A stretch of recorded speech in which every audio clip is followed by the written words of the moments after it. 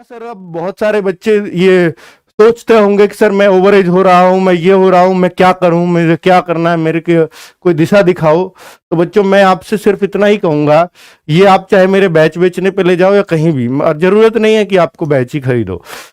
MTS की vacancies है 12,500 कुछ, फिर जुलाई में दोबारा वैकेंसीज है, वही जून में ही 2 बार एमटीएस की वैकेंसी इस साल मिल रही हैं। 2024 में सेंट्रल का इलेक्शन है, इसलिए ये वैकेंसीज की भरमार है और वैकेंसीज बहुत जल्दी कंप्लीट भी होंगी। फॉर्म अभी भी चल रहे हैं, तो वो फॉर्म आप भर देंगे तो मेरे ख्याल से इससे तो ठीक ही रह जाएंगे और तैयारी के टच में भी रहेंगे। हालांकि तैयारी इसमें हिंदी पढ़ना है, उसमें इंग्लिश पढ़ना है, इंग्लिश बेस पे ही सिलेक्शन है, जीएस तो कॉमन ही है दोनों में।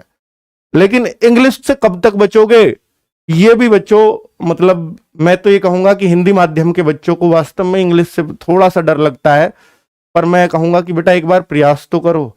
मैथ से आधी मेहनत इंग्लिश सीखने में लगती है। जब तक डरते रहोगे तब तक कुछ नहीं आएगा, लेकिन जब आपने एक बार प्रण कर लिया किसी चीज को सीखने का, तो हर कोई सीख सकता है। आप सीखने की कोशिश तो करिए, आपने कोशिश ही नहीं की है तो फिर तो कोई कुछ भी नहीं कर सकता। ठीक है, आज ये कहते हो कि सर मुझे इंग्लिश नहीं आती, आप एक बार ये बताइए कि आपने इंग्लिश को सीखने का प्रयास ही कब किया और कितना किया है। आपके पास जवाब नहीं होगा, इसलिए आपको नहीं आती। आप कोशिश करिए। मेरे पास भी एक बेहतरीन टीचर है और भी बहुत सारे बेहतरीन टीचर्स हैं। ठीक है, मैं लेकर के आ रहा हूं जो हिंदी माध्यम के बच्चे हैं, स्पेशली उनके लिए उस टीचर को लाया हूं, विपिन भाटी सर। बिल्कुल अपने आप भी सरकारी स्कूलों से पढ़ करके इंग्लिश सीखिए, वही संघर्ष जानता है कि क्या बच्चों के सामने आती हैं अपॉर्चुनिटी। तो ठीक है बच्चों, तो कुल मिलाकर के आप देख लीजिएगा, हम लोग प्रयास कर रहे हैं। अगर आपने एमटीएस के लिए इंग्लिश सीखी है तो आपके ऑप्शन बहुत सारे खुल जाते हैं, सीएचएसएल भी खुल जाता है, सीजीएल भी खुल जाता है, सीपीओ भी खुल जाता है। इसकी वजह से, इंग्लिश ना सीखने की वजह से सारे ऑप्शन बंद हैं।